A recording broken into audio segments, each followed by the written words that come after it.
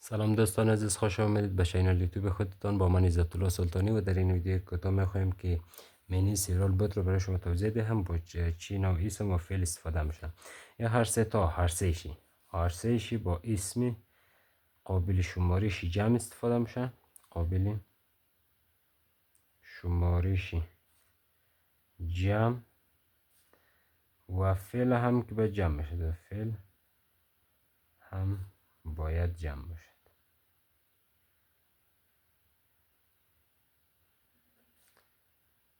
جمع باشد.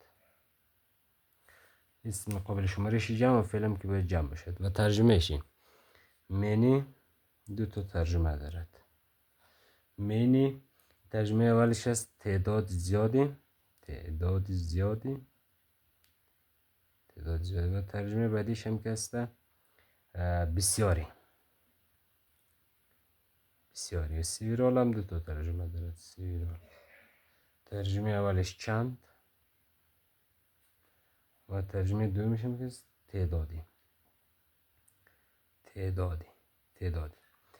و همچنان بود یک ترجمه داره به معنای هر دو.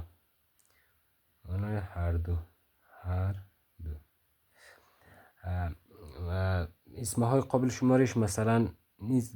بوگ اسم قابل شمارش، اما اگه بخواید در جمع تبدیل کنی باید یک دونه اس اضافه کنی.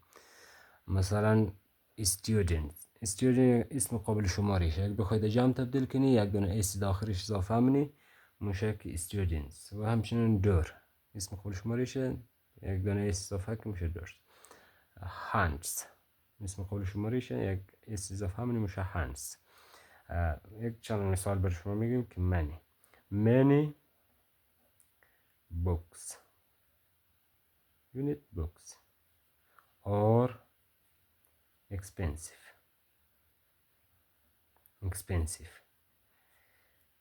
ترجمه کنید تعداد زیاد از کتاب ها قیمت هستند یا بسیار از کتاب ها قیمت هستند. و همچنین several students are in the class.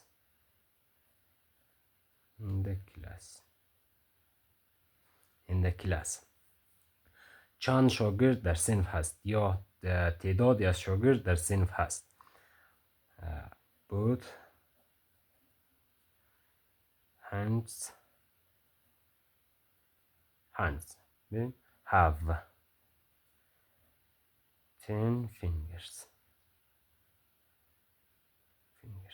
هر دو دست 10 تا انگشت دارد.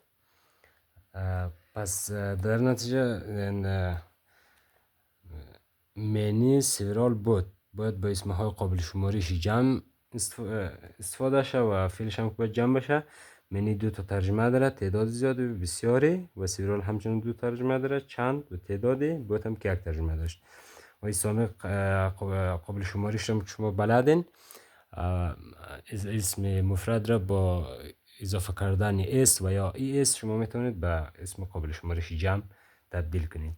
تشکر از وقتی که در این تماشای این ویدیو گذاشتید. اگر خوشتان آمد لایک و کامنت یادتان نرود.